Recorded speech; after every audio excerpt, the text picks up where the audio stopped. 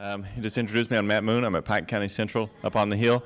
I teach instrumental music and band courses and a little bit of music history and some other things up on the hill as well.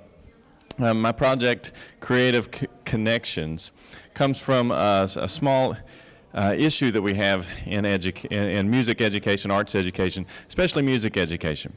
In my particular field, instrumental music, we do, and in other arts forms, we create, perform, and respond to the arts. Those are the things, the processes we're supposed to use with the arts: creating, performing, and responding to. Well, we do a lot of responding to, or a little responding to. We do a lot of performing in our art, but we don't do a lot of creating. We do a lot of recreating in music education. We take a composer's work and we try to perform it to the best of our ability to really recreate the composer's intent, and we can perform artistically among that, but the students aren't really creating. They're performing the art, but they're not creating it themselves. So that's a little bit of the problem of practice. So in comes what we're going to do in one of my classes, my jazz band. I'm lucky enough to have a jazz band course. I've got a good program there. And the vehicle we're going to use for creativity is jazz improvisation. How many of you are familiar with jazz? A little bit? Jazz is a highly improvised art form. It's America's art form. It's America's contribution to the world in the arts. It is. It was born in New Orleans with musicians that use their instruments almost vocally as conversations with one another. Jazz is a conversational language where you improvise, you create melodies on the spot, and then you respond to other people's creations at the same time. So it's a spontaneous creation of music. And by teaching students to improvise, we're teaching them to create, to take their instrument, not to recreate, but to create their own melodies. And so enters the technologies of the 21st century. We are located here in Pikeville. We do not have a fully staffed university music program anywhere around the area. Fully staffed with jazz professors, trumpet professors, trombone professors, tuba professors. We're 2 hours away from, on any direction pretty much, from a fully staffed university music program. So in comes technology that is just now easily enough accessible and cheap enough to use to bring in experts. So we're going to use distance learning using our Mondo pad. We've already started. Wheel it into the band room, beautiful, awesome camera. And we bring in Mr. Anson Banks, who is a jazz trumpet teacher at the University of Louisville.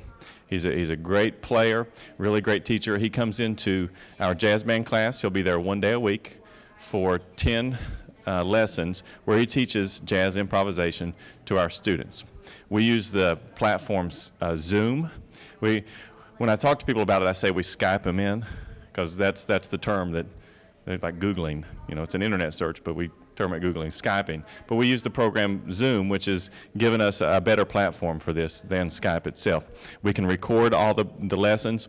So in essence, the students are learning from an expert, which is awesome. I don't know if you've experienced this phenomenon as teachers, but every time a student goes to or I bring in somebody to work with the group, they say exactly the same thing I just said 2 days before, but for some reason, because someone else said it, it clicked. Right? You've experienced this? I experienced it last week. I brought in somebody to work with one of my groups, and I was sitting over to the side, and every time she would say something that I said previously, this one kid would look at me like this. You know, he just had this dumbfounded look, like, you just said what you said.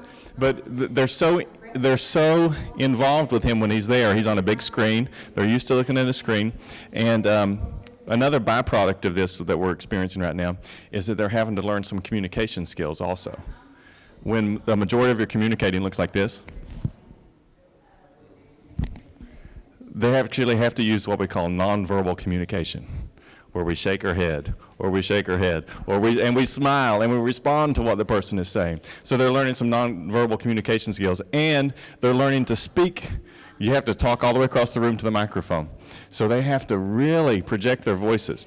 So there's all kinds of byproducts happening here. It's really been really cool. The kids are learning in a step-by-step process with the expert. I'm learning so far. I'm learning his process. Every time he does something, I follow the steps that he's doing. What's he doing here? What's he doing here?